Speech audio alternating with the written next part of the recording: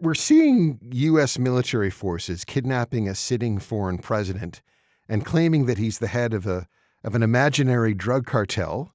We see ICE agents in Minnesota executing a civilian inside her car and then defaming her by calling her a domestic terrorist.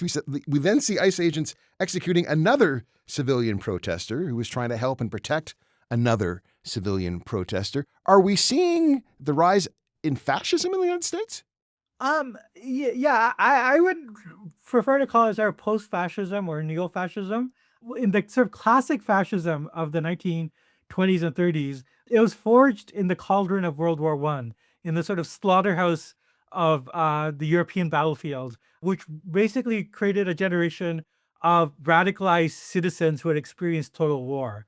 Most notably Adolf Hitler, but many other people. And this radicalized population, after being further radicalized by the economic upheaval of the 20s and 30s, was able to join this mass project.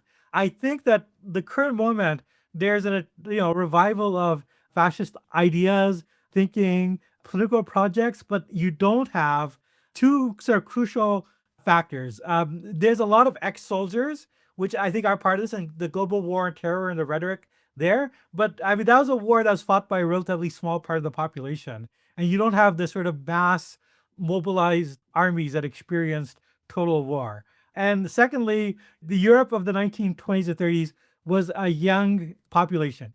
America right now, like white Americans who are the base of the Republican Party, the average white American I think is in their late 40s or early 50s, right? I mean, one reason why when they're recruiting fascists, they have to go to Mexican Americans, like Nick Fuentes, right? But I don't think that you have like the mass basis for a full fascist project